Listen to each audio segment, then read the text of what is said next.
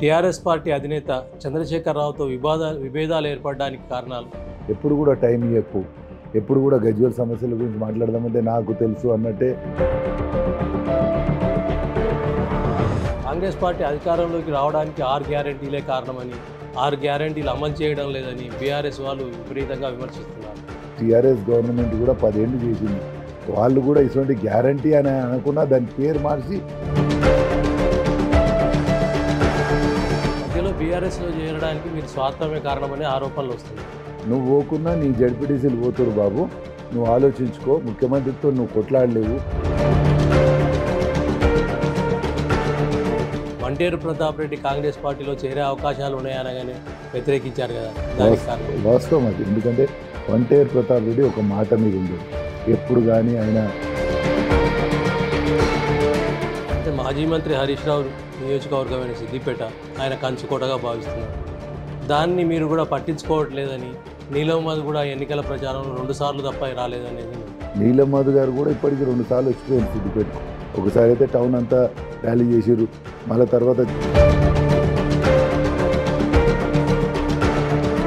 మైనంపల్లి హనుమంతరావు తన ఉపన్యాసాలలో కొన్ని సందర్భంగా హరీష్ రావుపై వ్యక్తిగత దూషణలు కూడా చేసిన సంఘటనలు ఉన్నాయి. టీఆర్ఎస్ పార్టీ ఇన్ని రోజులు చేసిన మోసాలు, లేకపోతే వాళ్ళు ఇచ్చిన వాగ్దానాలు నెరవేరలే.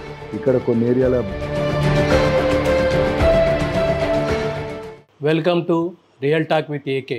మన ముందు మాట్లాడడానికి సిద్దిపేట జిల్లా కాంగ్రెస్ కమిటీ అధ్యక్షుడు తుమ్కుంట నర్సారెడ్డి గారు ఉన్నారు. వారు సిద్దిపేట జిల్లా గజ్వేల్ శాసనసభ నియోజకవర్గంలోని వర్గల్ కేంద్రానికి చెందిన వారు. సర్పంచ్ నుంచి మండల పరిషత్ అధ్యక్షునిగా, జిల్లా DCCB అధ్యక్షునిగా, గజ్వేల్ శాసనసభ నియోజకవర్గం శాసనసభ్యునిగా పనిచేసిన అనుభవం ఉంది. వారు ఎంతో అనుభవజ్ఞులు, న్యాయవాద పట్టభద్రులు. 2014లో అప్పటి టీఆర్ఎస్ అధ్యక్షుడు కె చంద్రశేఖరరావు గారితో పోటీలో దిగారు కాంగ్రెస్ పార్టీ తరఫున. ఓటమి చవి చూశాక చంద్రశేఖరరావు గారి అభ్యర్థన మేరకు టీఆర్ఎస్ పార్టీలో చేరారు. రోడ్ డెవలప్మెంట్ కార్పొరేషన్ చైర్మన్గా కొద్ది కాలం పనిచేశారు. కానీ టీఆర్ఎస్లో పొసగకపోవడంతో ఆయనను ఆ పార్టీ వారు సస్పెండ్ చేశారు. కానీ మాతృ పార్టీకే కాంగ్రెస్ పార్టీలోకి మళ్ళీ వచ్చారు. అప్పటి నుంచి కాంగ్రెస్కే పనిచేస్తున్నారు.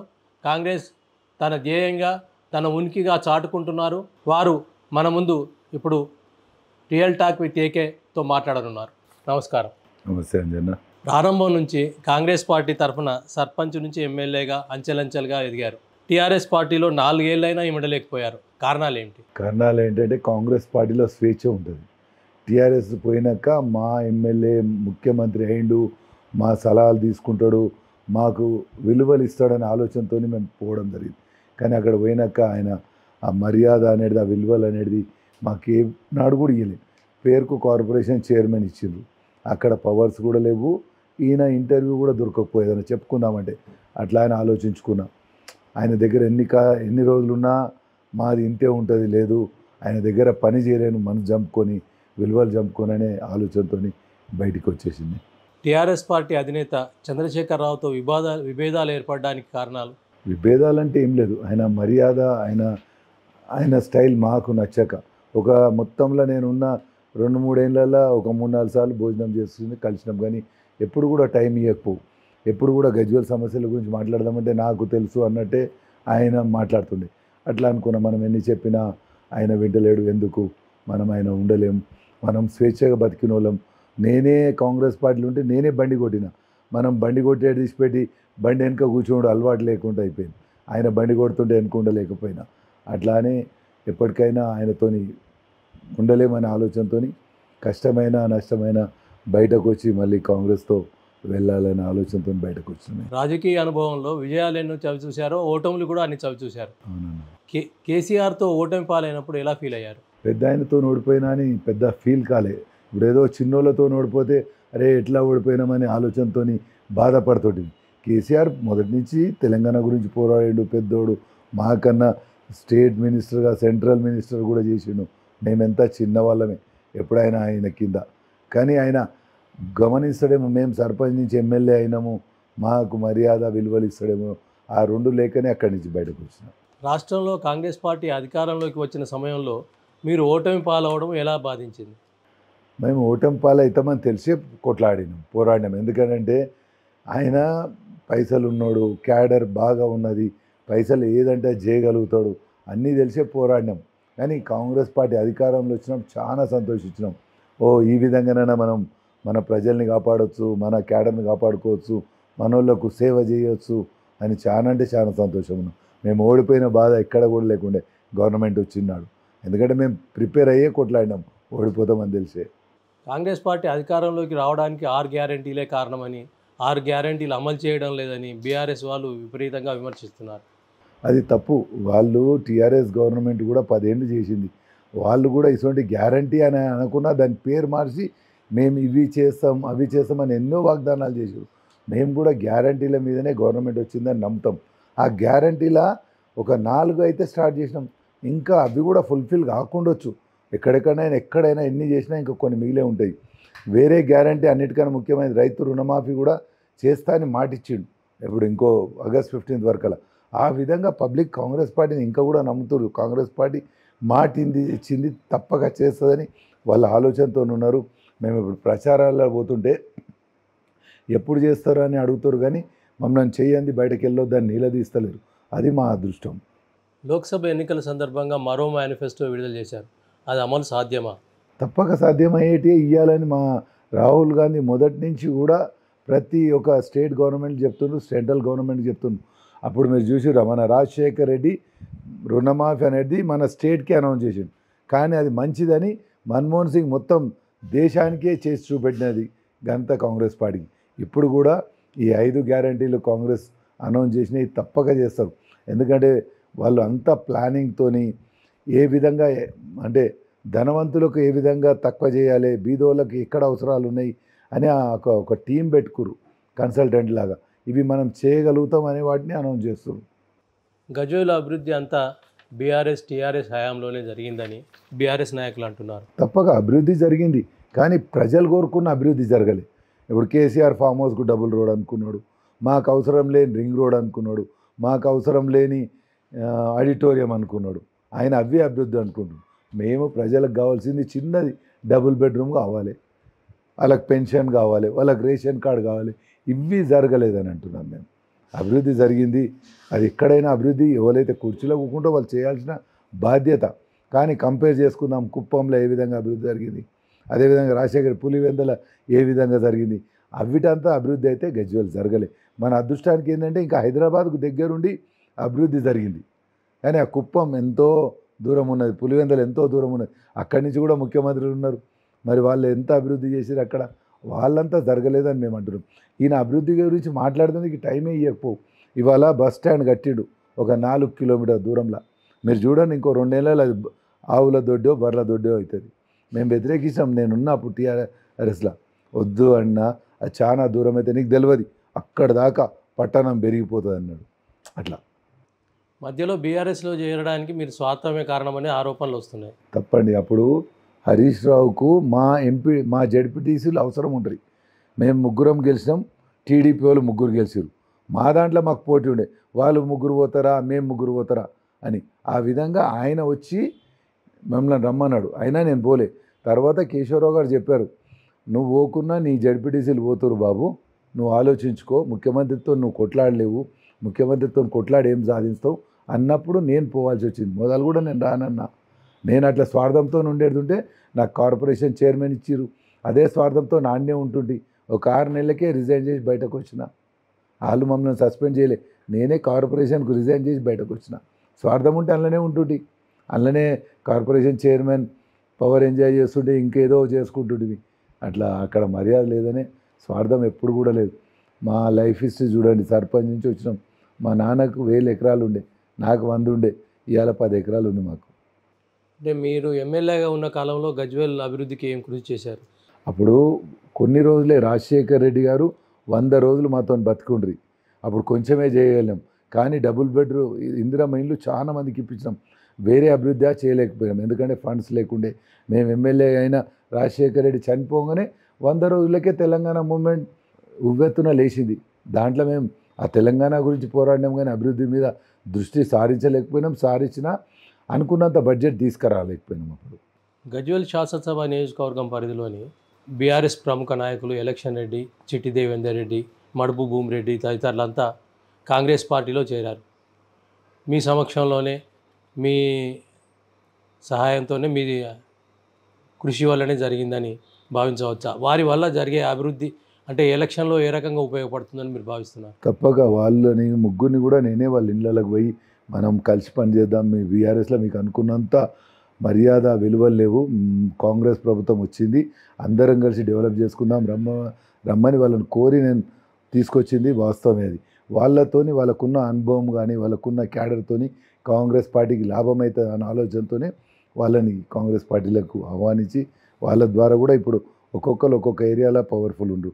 ఎలక్షన్ రెడ్డి తూప్రాన్ ఏరియాలో, భూమిరెడ్డి, దేవేందర్ రెడ్డి ఇటుకొండప, కుక్నూరు పల్లి మండలాల వాళ్ళకి ఇన్ఫ్లుయెన్స్ ఉంది. వాళ్ళతో మా పార్టీ బలోపేతం అవుతుంది, మాకు ఒక ఓట్ల శాతం పెరుగుతుందనే ఆలోచనతోనే వాళ్ళని తీసుకురావడం జరిగింది. వారిని ఆహ్వానించిన మీరు వంటేరు ప్రతాప్ రెడ్డి కాంగ్రెస్ పార్టీలో చేరే అవకాశాలు ఉన్నాయనగానే వ్యతిరేకించారు కదా, దానికి కారణం ఏంటి? వాస్తవం అది. ఎందుకంటే వంటేరు ప్రతాప్ రెడ్డి ఒక మాట మీద ఉండడు ఎప్పుడు కానీ. ఆయన బిహేవియర్ చూడండి ఏ విధంగా మాట్లాడతాడు.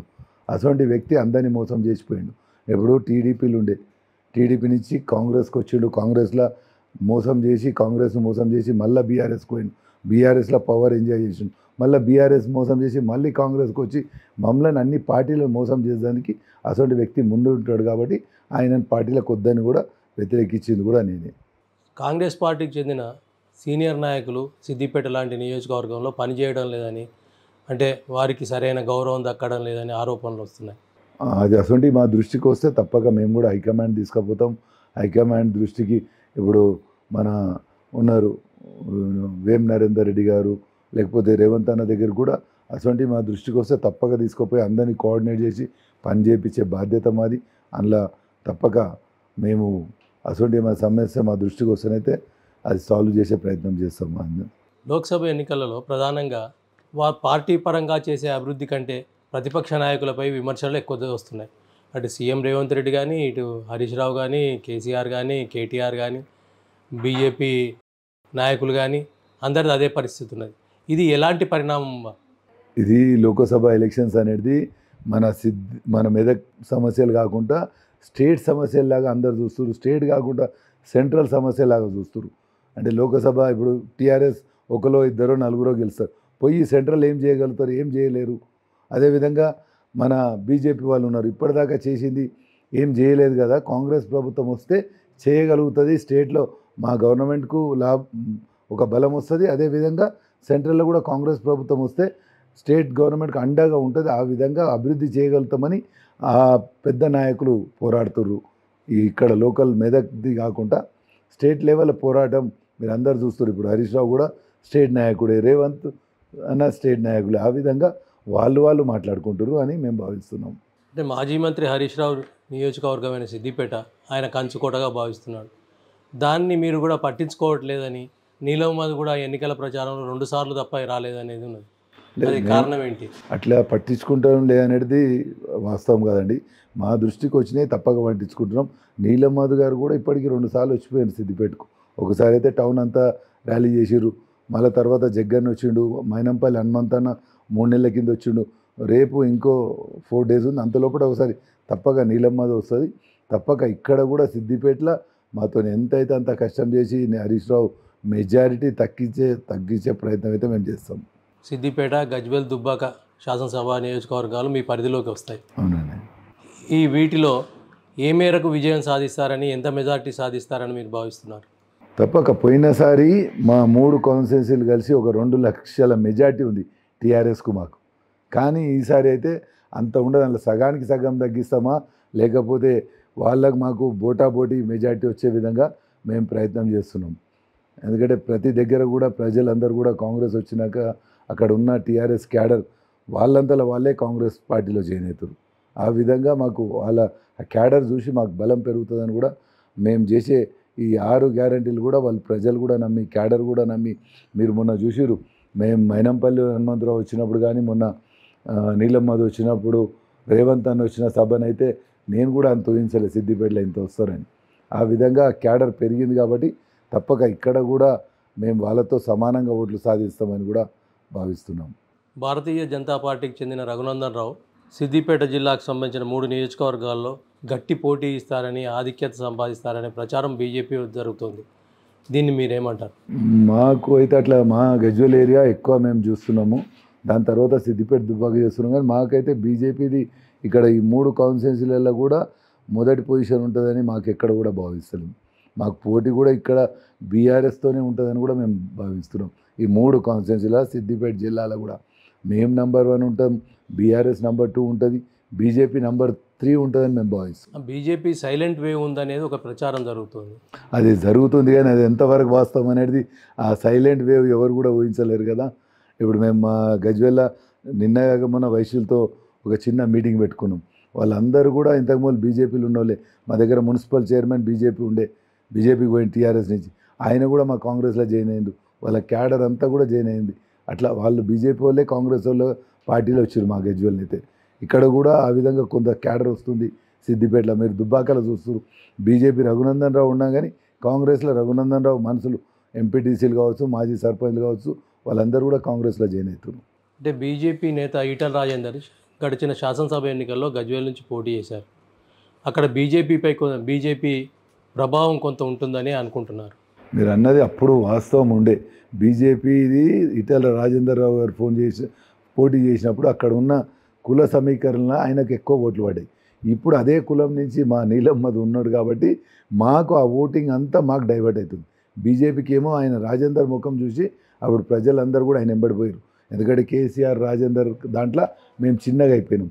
మా కాంగ్రెస్ ఓట్లు కానీ ఆ టీఆర్ఎస్ వాళ్ళు వ్యతిరేకం అందరూ కూడా బీజేపీకి అప్పుడు ఓటించారు. కానీ ఇప్పుడు అక్కడ సిచ్యువేషన్ లేదు.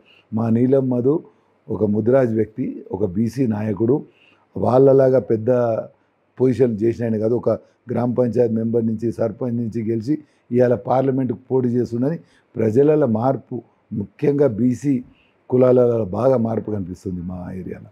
సీఎం రేవంత్ రెడ్డి సిద్దిపేటకు వచ్చి రోడ్ షోలో పాల్గొన్న తర్వాత ఇక్కడ పరిస్థితి మెరుగైందని భావిస్తున్నారు. తప్పక సీఎం రేవంత్ అన్న వచ్చినాక ప్రజలందరికీ కూడా నమ్మకం కలిగింది. అబ్బో మాకు ఒక అండు ఉన్నాడు.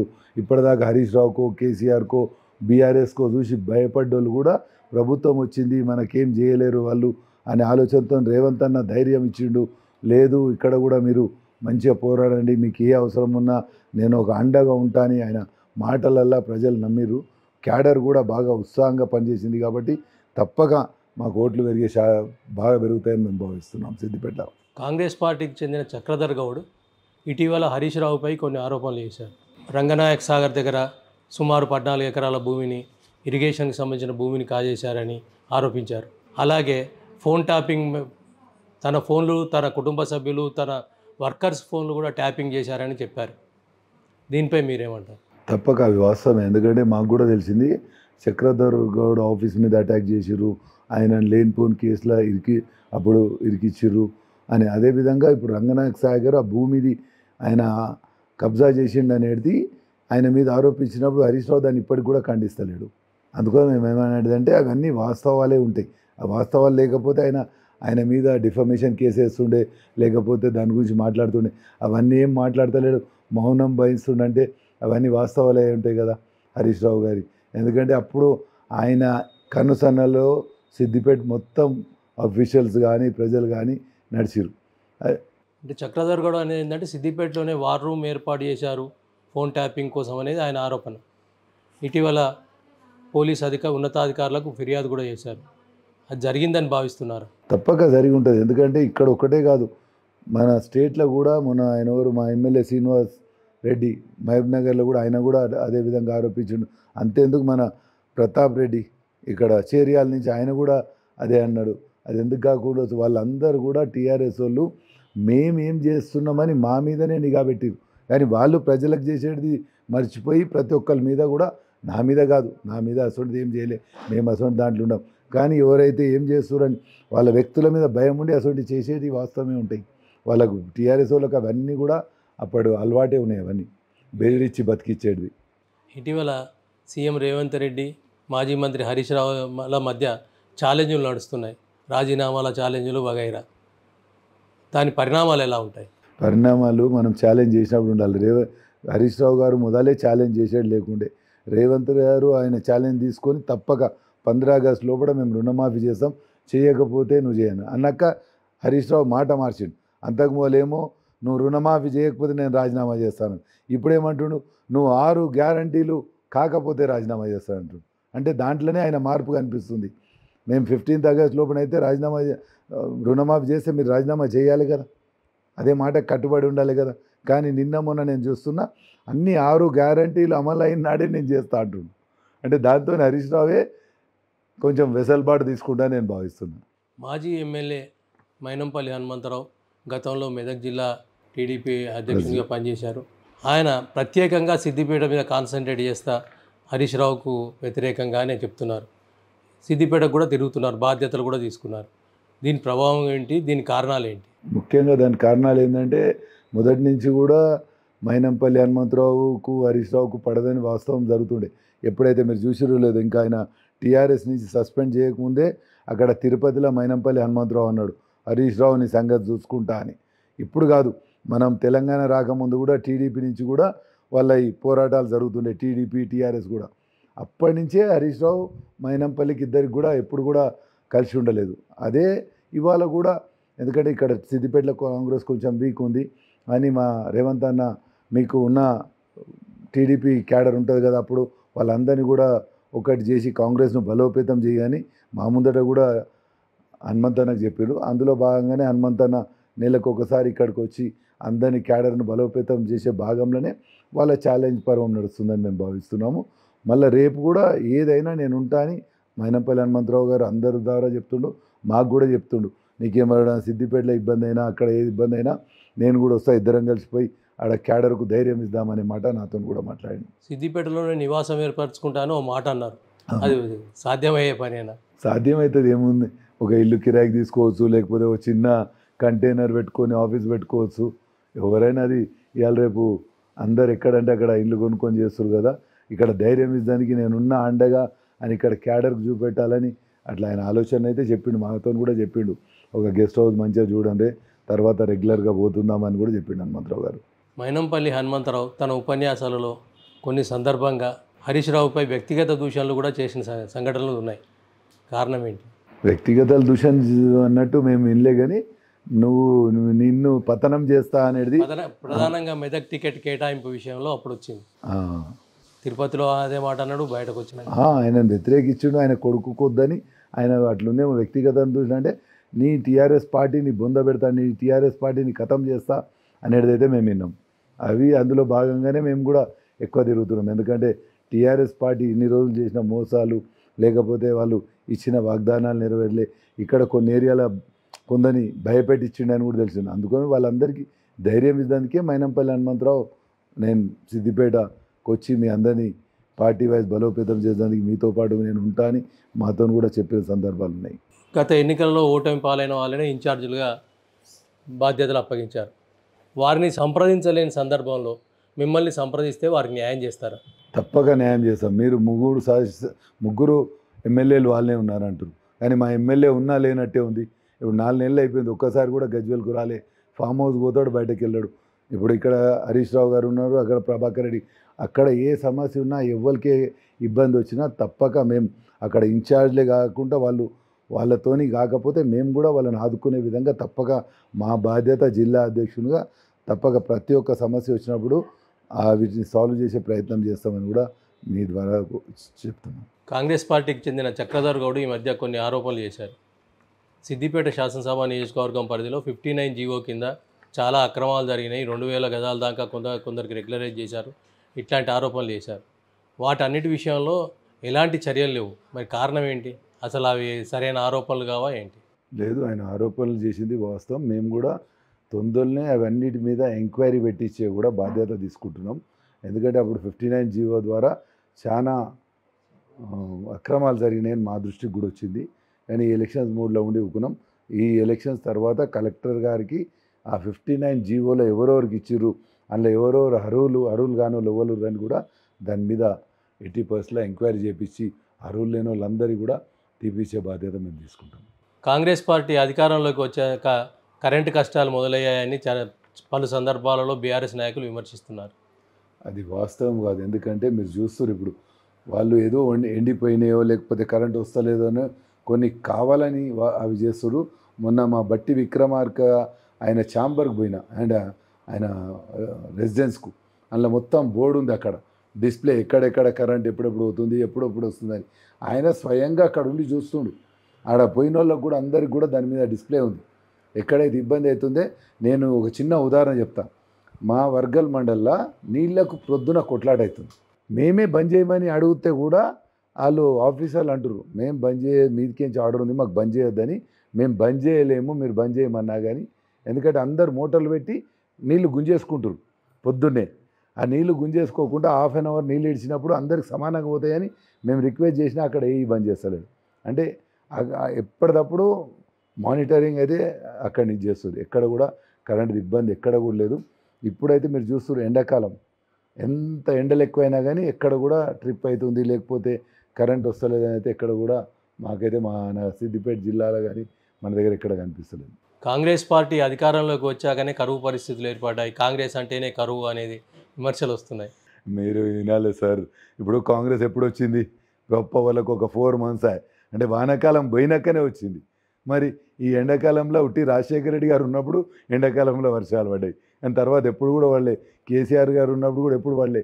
రాజశేఖర్ ఉన్నప్పుడు మనం ఇంకా రాళ్ళ వానలో చెడగొట్టు వానలో అని అప్పుడు పడ్డాయి. కానీ కరువు అనేది ఇప్పుడు ఈసారి పడకపోతే అప్పుడు కాంగ్రెస్తో కరువు వచ్చింది అనాలి. ఇప్పటిదాకా వాళ్ళే టీఆర్ఎస్ వాళ్ళే వానాకాలంలో వాళ్ళ ప్రభుత్వమే ఉండే, మా ప్రభుత్వం లేదు.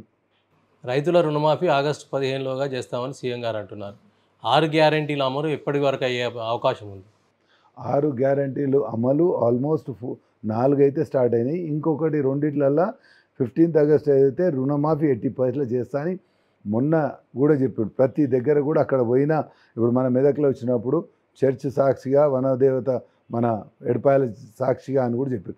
అంత చెప్పినాక కూడా మనం నమ్మకపోతే ఎట్లా? ఆయన చేసేది లేకపోతే ఇప్పుడు కాదు, నాకు ఇంకా 4 ఏళ్ళు ఉంది. ఇప్పుడు టీఆర్ఎస్ వాళ్ళు వెనకడ ఏమంటారు, అది నిరుద్యోగ వృత్తి ఇస్తున్నారు. ఇవ్వకపోతే ఎందుకు ఇస్తలేవు అని అడిగితే నాకు ఇంకా చాలా టైం ఉందని కేసీఆర్ అన్నారు. మరి మా రేవంత్ అని అట్లా అంటలేడు. 15 ఆగస్ట్ వరకల్నే నేను చేస్తా అని చెప్తున్నాను. కాబట్టి తప్పక 80% ఆ గ్యారెంటీలు అనేది తప్పక చేస్తారండి.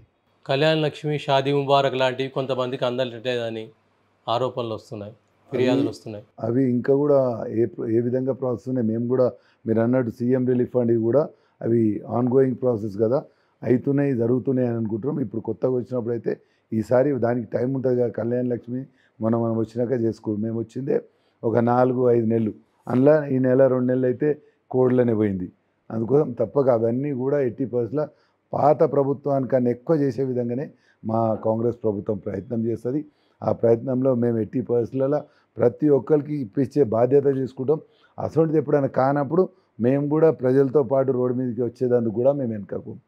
బీఆర్ఎస్ పార్టీ అభ్యర్థి వెంకటరామరెడ్డి గెలిస్తే 100 కోట్ల రూపాయలతో సంక్షేమ కార్యక్రమాలు ఏర్పాటు చేస్తానని, ప్రతి నియోజకవర్గానికి కళ్యాణ మండపం నిర్మింపజేస్తానని హామీలు ఇస్తున్నారు. ఇట్లాంటి స్థితిలో సేవా కార్యక్రమాలతోనే ముందుకొచ్చిన నీలం మధు ఏం చేయగలుగుతారు? నీలం మధు చిన్న స్థాయి నుంచి సేవ చేసుకుంటూ వచ్చాడు. మరి ఇప్పుడు వెంకటరామరెడ్డి ఎమ్మెల్సీ ఎన్ని రోజులు అయిందండి? 2 years అయిపోయింది అనుకుంటా, 3 years. మరి ఇన్ని రోజుల నుంచి ఎందుకు చేయలేదు సేవ? ఇవ్వాలనే ఆయన ఎందుకు చెప్తుండు? ఆయన దగ్గర పైసలున్నాయి, మరి ఎమ్మెల్సీ అయిండు, అప్పటి నుంచే సేవ చేయాలి కదా. ఇవాళ పార్లమెంట్కి ఇక్కడి నుంచి పోటీ చేసినప్పుడు ఇప్పుడు చేస్తా అంటాడు. ఎమ్మెల్సీ కూడా మన జిల్లా నుంచే అయిండు. మరి అప్పటి నుంచే ఆ సేవా కార్యక్రమాలు స్టార్ట్ చేయొచ్చు కదా. ఆయనకు మన జిల్లా మీద ప్రేమ ఉండి మనకు చేయాలని ఆలోచన ఉంటే ఇవాళ ఎందుకు అంటున్న మాట? అన్ని రోజుల నుంచి చేయలేని ఆయన ఇవాళ చేస్తాడని నమ్మకమైంది. నీలం మధు ఈ సిద్దిపేట జిల్లాకు సంబంధించిన 3 నియోజకవర్గాలకు పెద్దగా పరిచయం లేని వ్యక్తి. అట్లాంటి వ్యక్తి ఎలా ఓట్లు సంపాదిస్తారు? తప్పక మీరు అన్నది వాస్తవం. పరిచయం లేని వ్యక్తి అక్కడ పటంచెర్ల గ్రామ పంచాయతీ మెంబర్ ఉండే, సర్పంచ్ అయ్యాడు. కానీ ఆయన ఒక ముదిరాజ్ బిడ్డ అని ప్రతి ఒక్కరు గుర్తిస్తుడు. ఈ 3 కాన్స్టిట్యూన్సీలలో కూడా ముదిరాజ్ బిడ్డ, బీసీ నాయకుడు. మేము కూడా ఆయనను ఎక్కువ అదే విధంగా ప్రచారం చేస్తున్నాం. మీకు అందుబాటులో ఉంటాడు, చిన్న వ్యక్తి. వాళ్ళేమో ఒక ఆయన దొర, ఒక ఆయన పటేలు, వాళ్ళ దగ్గరికి మీరు రీచ్ కాలేరు. మీరు వాళ్ళ దగ్గరికి పోయినా వాళ్ళు మీకు అందుబాటులో ఉండరు. కానీ మా నీలం మధు చిన్న వ్యక్తి కాబట్టి మీకు అందుబాటులో ఉంటాడు, మీకు దగ్గర ఉంటాడు, మీ బిడ్డ బీసీ నాయకుడు అని మేమే ఎక్కువ ఆయన ప్రచారం చేస్తూ ఆయనను ప్రజలకు తీసుకెళ్తున్నాం. ప్రజలలో కూడా ఆ స్పందన వచ్చింది. మా నాయకుడట, మా బిడ్డనట, మా బీసీ బిడ్డనట అని ప్రజలు ఆయనను ఆదరిస్తారు. ఎక్కడ పోయినా కానీ. కాంగ్రెస్ పార్టీ అధికారంలోకి వచ్చిన తర్వాత 6 గ్యారెంటీలు అమలు చేయకపోవడం వల్ల విఫలమైందని, పరిపాలన విఫలమైందని, కొద్ది రోజుల్లోనే పార్టీ పడిపోతుందనే రకరకాల ప్రచారాలు జరుగుతున్నాయి. దీనికి ప్రధానంగా బీఆర్ఎస్ నుంచి, బీజేపీ నుంచి వస్తున్నాయి. ఎలాంటి పరిణామాలు ఉంటాయి? మీరు అన్నది వాస్తవం కాదు. ఎందుకంటే బీజేపీకి ఎంతమంది ఎమ్మెల్యేలు ఉన్నారో మనకు తెలుసు, బీఆర్ఎస్కి ఎంతమంది ఉన్నారు. కాంగ్రెస్ చేస్తున్న అభివృద్ధి చూసి రేవంత్ అన్న తట్టుకునే ఆయన పరిపాలన లేకున్నా ఆయన దగ్గర ఉండి చూసిండు. ఆయన ఫాస్ట్నెస్ వీళ్ళు ఎవరు అందుకోలేరు. కేసీఆర్ది 60 దాటిపోయాడు, రేవంత్ అన్న 50కి వచ్చిండు. ఇప్పుడు బీజేపీకి ఆ నాయకుడికి లేడు. ఇప్పుడు కాంగ్రెస్ వచ్చినాకనే మీరు చూస్తారు, మేము 500 రూపాయలకి సిలిండర్ ఇస్తానం ఇచ్చినాం, ఫ్రీ బస్ ఇచ్చినాం, ఇప్పుడు కరెంటు కూడా ఇచ్చినాం. ఈ విధంగా కొన్యాన్ని ఇచ్చి కాంగ్రెస్ ప్రభుత్వం ప్రజలలో ఉంది. కానీ బీఆర్ఎస్ చెప్పినట్టు టీఆర్ఎస్ వాళ్ళే మీరు చూస్తున్నారు. అంత దూరం ఎందుకు, ఇక్కడ గజ్వేల్లోనే ఎంతమంది టీఆర్ఎస్ నాయకులు వాళ్ళంతలో వాళ్ళు వచ్చి కాంగ్రెస్లో జాయిన్ అయ్యారు కదా. అవన్నీ రేపు ఎమ్మెల్యేలు కూడా జాయిన్ అవుతారు. కాంగ్రెస్ పార్టీకి ఎక్కడ కూడా డోకా లేదు, డోకా ఉండదు కూడా. ఎందుకంటే కేసీఆర్ ఆయన చేతులారా ఆయన ప్రభుత్వాన్ని ఆయనే పడేసుకుండు. ఆయన పార్టీని కూడా రేపు బుందబెట్టుకునేది ఆయనంతలో ఆయన్నే. ఆయన ఇంతకు మూల వాళ్ళకన్నా మర్యాద ఇచ్చిండ ఏ ఎమ్మెల్యే కన్నా. ఇప్పుడు మా భూమిరెడ్డిని అడుగు చెప్తారు కేసీఆర్ ఆయన దగ్గర ఏ విధంగా ఆయన బిహేవియర్ ఉండే.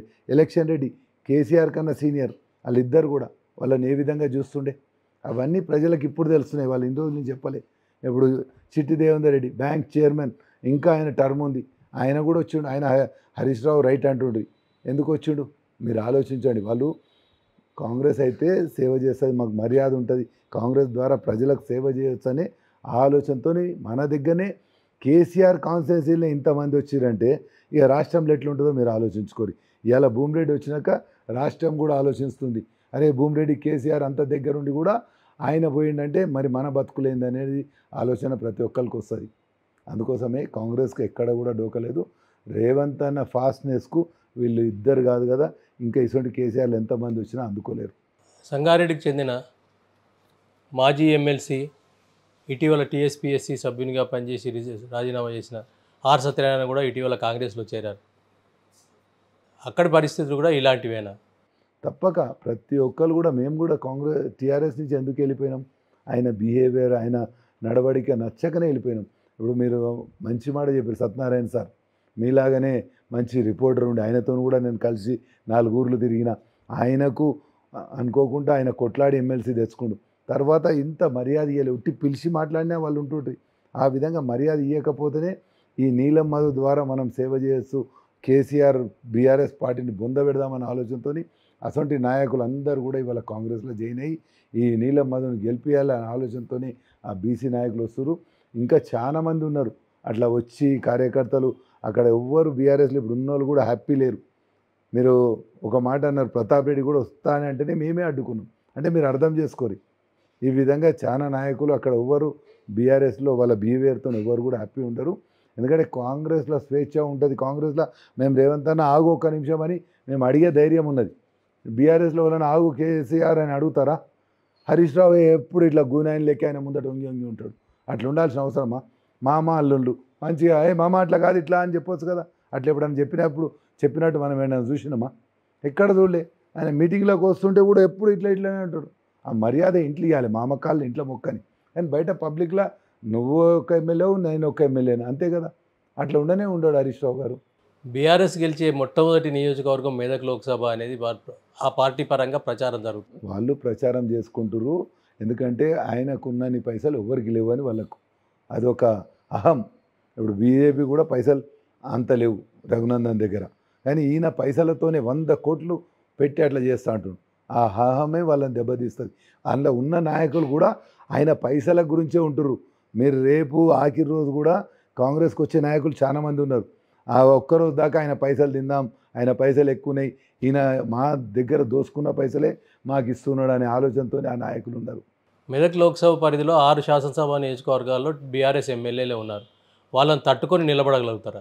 తప్పక తట్టుకొని. ఇప్పుడు మేము మా దగ్గర గజ్వేల్లో మాజీ ముఖ్యమంత్రి ఎమ్మెల్యే ఆయన దగ్గరే తట్టుకొని మేము కొట్లాడుతున్నాం.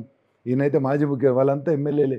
ఇప్పుడు మైపాల్ రెడ్డి ఎమ్మెల్యేనే, సునీతక్క ఎమ్మెల్యేనే, వాళ్ళైతే ఇంత పెద్ద స్థాయి వాళ్ళు కాదు కదా. అందుకోసం మాకు బీఆర్ఎస్తో ఎక్కడ కూడా భయం లేదు. ఎందుకంటే ప్రజలు గమనిస్తారు, కాంగ్రెసే సేవ చేయగలుగుతుంది, కాంగ్రెస్ ఇదే మనకు రేపు రాబోయే కాలంలో ఇంకా 4 ఏళ్ళు అయితే మేము రూలింగ్లో ఉంటాం.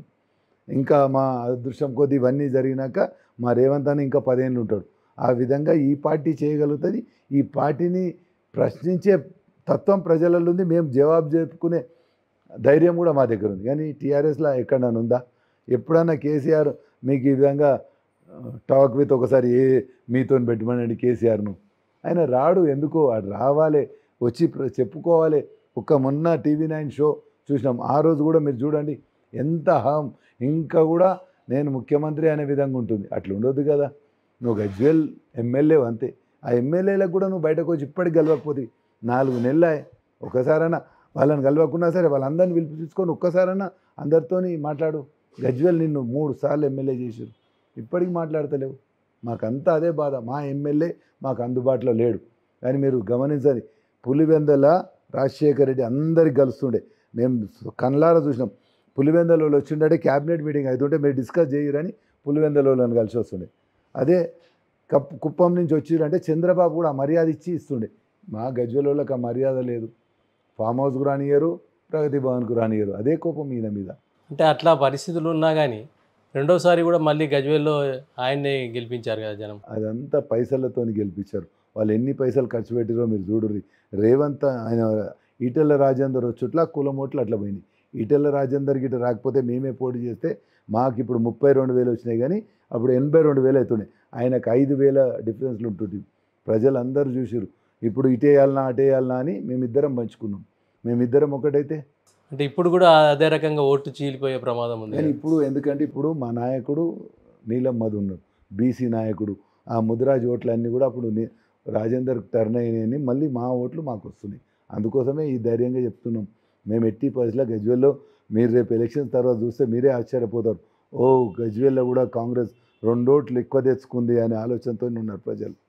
అంటే ప్రధానమంత్రి మోడీకి ఎట్లయితే బీజేపీ ప్రభావం ఉందో, బీజేపీ అంటేనే ప్రధానమంత్రి మోడీ అని ఎట్లయితే ఉందో, రేపు రేవంత్ రెడ్డి అంటేనే కాంగ్రెస్ అనే పరిస్థితి ఏర్పడనుందా? కాంగ్రెస్లో ఇప్పుడు రాజశేఖర రెడ్డి ఉన్నప్పుడు కూడా రాజశేఖర రెడ్డిని ప్రభావం తప్పక ఉంటుంది. ఇప్పుడు రేవంత్ అన్నది కూడా తప్పక ఉంటుంది.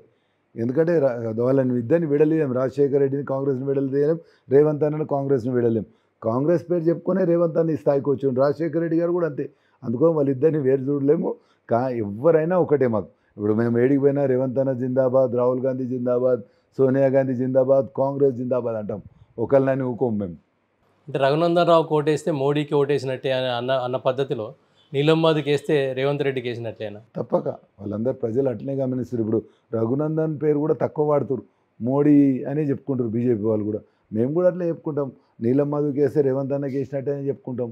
జిల్లా అధ్యక్షునిగా ఈ 3 నియోజకవర్గాల ఓటర్లకు కాంగ్రెస్కి ఎందుకు ఓటు వేయాలనేది మీరు ఏం చెప్పదలుచుకున్నారు? ముఖ్యంగా కాంగ్రెస్కి ఎందుకు ఓటు వేయాలంటే మొన్న మేము 6 గ్యారంటీలు ఇచ్చి గవర్నమెంట్ ఫామ్ చేసినందుకు అవన్నీ కూడా అమలు చేసే బాధ్యత మాది. అదేవిధంగా రేపు పార్లమెంట్ ఎలక్షన్స్లో కూడా అక్కడి నుంచి మా సెంట్రల్ కమిటీ 5 గ్యారంటీలు అనౌన్స్ చేసింది. అవి కూడా ప్రజలకు చేరవేసే బాధ్యత మాది. కాబట్టి మీరందరూ కాంగ్రెస్ పార్టీకి ఓటేసి మా నీలం మధుని గెలిపియండి. ఒక బీసీ నాయకుడు, ఒక ముదిరాజ్ బిడ్డే మీకు ఎప్పటికీ అందుబాటులో ఉండి మీ అందరికీ సేవ చేసే భాగ్యం కల్పియండి. మేము కూడా గవర్నమెంట్లో ఉన్నాం కాబట్టి ప్రతి ఒక్కరికి కూడా అప్పుడైతే ఎవరికైతే డబుల్ బెడ్రూమ్ రాలేదో, పెన్షన్ రాలేదో, రేషన్ కార్డు లేవో వాళ్ళందరికీ కూడా ఇంతకు మొదలు మన ముఖ్యమంత్రి మన ప్రాంతం నుంచి ఉన్నా చేయలేని పనులన్నీ కూడా మేము ఈసారి చేసి మీకు సేవ చేసే భాగ్యం ఈ ఓటు ద్వారా ఇంకా కూడా మా నీలం మధుని గెలిస్తే మాకు ఇంకా బలం వస్తుంది.